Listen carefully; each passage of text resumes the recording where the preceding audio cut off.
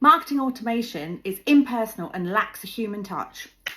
That is absolutely not true, and I'm going to talk you through why that is. Hello and welcome to Engage and Thrive, also known as EAT, your coffee catch-up with me, your host, Taelon, where we will go through common problems and hurdles that come up in business, marketing and advertising and try and demystify them. I know firsthand how complicated and confusing it can seem with all the different acronyms and all the things to do in business. So let me try and help you be better in business. First things first, let's start with grabbing a coffee. So the reality is, marketing automation will feel impersonal when it hasn't been personalized for your audience. So if you're using templates or following people that are saying, just download this guide and use it, or set up these like structured responses, automatic responses, then of course it's not going to be customized. And I think one of the things with automation that people forget is there's still a human at the end of that response, of that automation, whether it's an email or a chatbot or whatever it is. So I'm going to keep reiterating this, but with any automation that you do, just think about it. If you were receiving that, how would you respond? How would you feel seeing that? Would you think, oh, that's from a bot, or that's AI? And AI is getting a bad rep around automation because of this. So to start off with, going through Vocab, there's quite a few to go through and a few we've covered off previously. But the first one is CRM, which is a customer relationship management. So if you're in a sales team, you typically use this software to manage your customer interactions and track where they are as part of your sales process. The next one, of course, is AI, which is artificial intelligence. This should be used as tech to help you, not tech to do it for you. Next one is segmentation. So this is about dividing your audience into different categories or buckets or whatever you want to call it, and that may be based on behavior, geographical, if they're an existing customer, new customer, lots more details to go into. The next one is lead scoring. So this you may use using AI or other different automations to actually rank your priority of your leads coming in, therefore how you then set a sequence around each of those leads. The next one is personalisation. So this is where it brings in the human touch, and that's around tailoring your messages according to your user data. The next one is target customer or ideal customer profile. So this is really thinking about who are you trying to speak to? Who is your target customer that you're trying to interact with, or your ideal customer that you want to interact with, and what's their experience you want them to feel to know that you're the right match for them. And the final one is omnichannel experience. I think too often this is used as a buzzword, but actually what it means is providing a seamless experience for a customer. So integrating quite a few different pieces of tech and your website and your social and all of those kind of platforms to actually then feel like it's one human, one person interacting with you. So if you sent a message on Facebook Messenger and then a lead submission, are you getting just the same autoresponder back, or actually has someone gone, thanks, yeah, so responding back to your Facebook message, we saw that you already submitted a lead.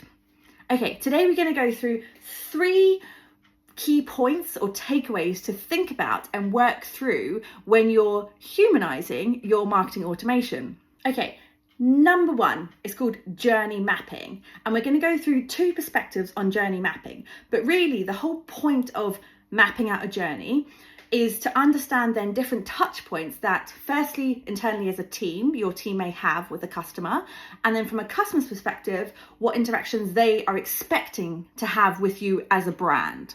So if we start with talking about the team perspective, the best way of looking at a team perspective of customer journey mapping is actually looking at tasks that your team do on a regular basis, but actually they don't need to keep repeating that task. So examples of things where you may just have a repetitive task and people may even be copying and pasting from is frequently asked questions on social media. So do you get a lot of inbox messages or comments asking the same questions? Where are you located? What's your opening times? What services do you offer? How do I get in touch? When's your next product launch? How do I get on your wait list? Etc.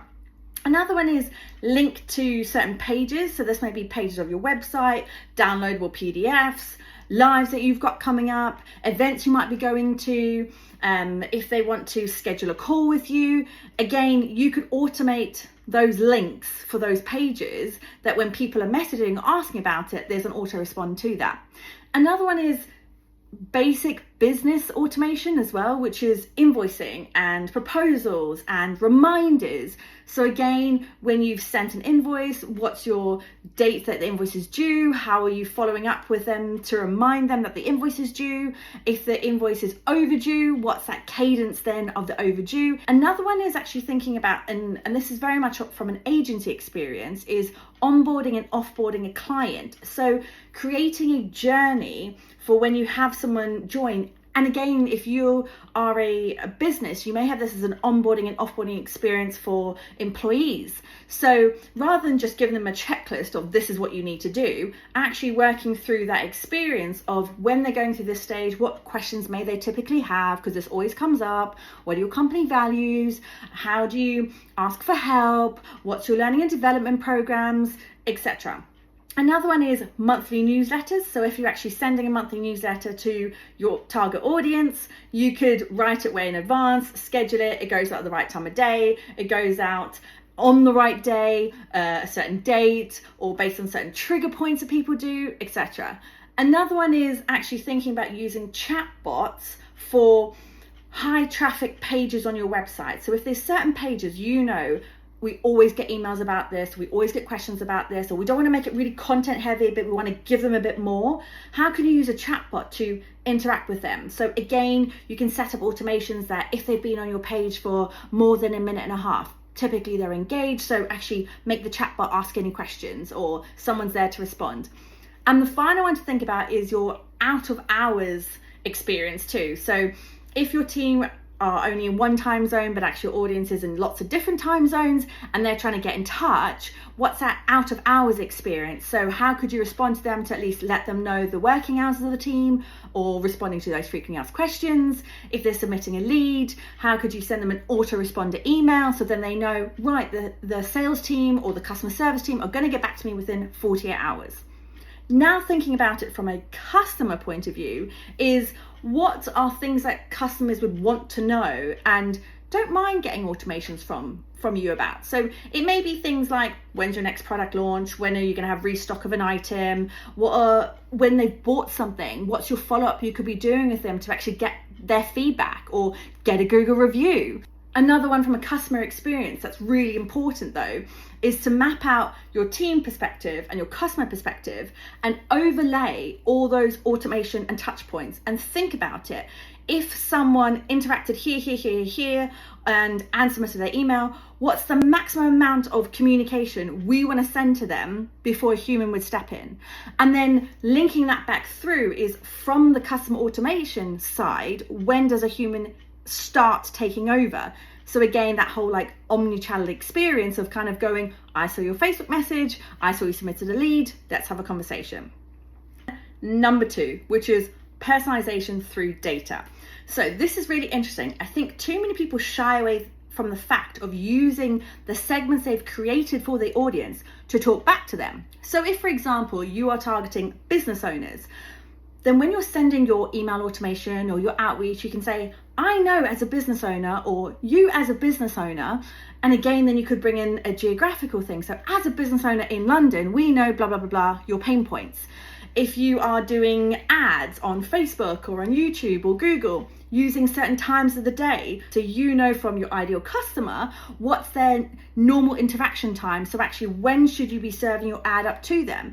Is it that typically they'll be browsing for your products and looking for a response from you at 8 p.m. at night, but actually your team aren't really around? So again, what's that automation experience for them, but using that time of day as a segment?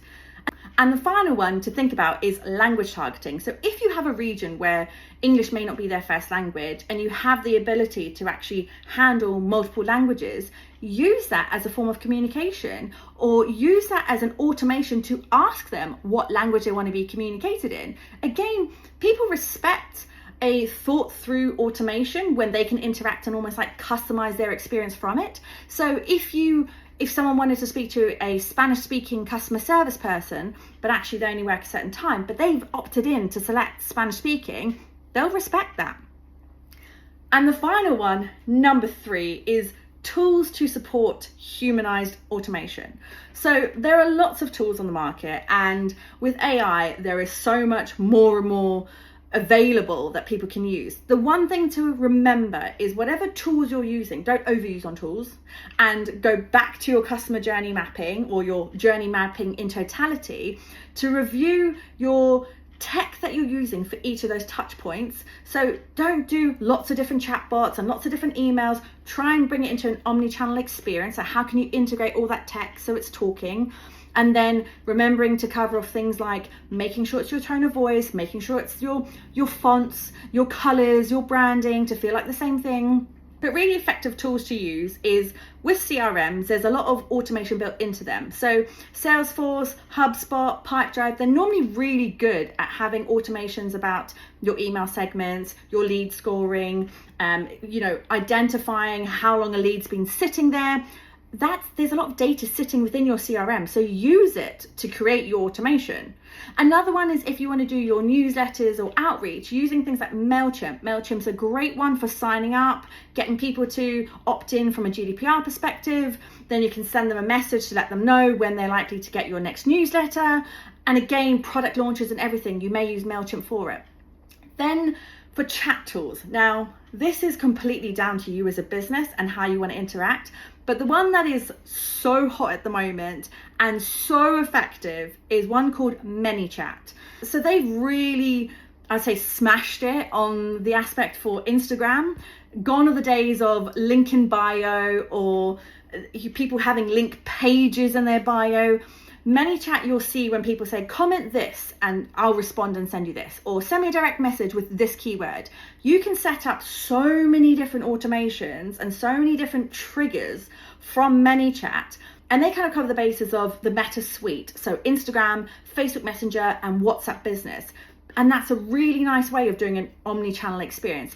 So as a wrap up, the one thing just to remember with the whole thing of marketing automation is that you are speaking to a human on the other side, and no matter how many automations you have, there's still a human reading it, there's still a human interacting with your brand, and there's still a human that's going to want a human response. So it's really, really important to, whatever you're doing with your automations and writing it, make it feel authentic, make it feel like it's a human responding, and do the test. Send it to yourself. How would you respond? Send it to some team members, send it to some family members. But thank you for joining me for another episode of Engage and Thrive with your host, Taelon, and see you next week.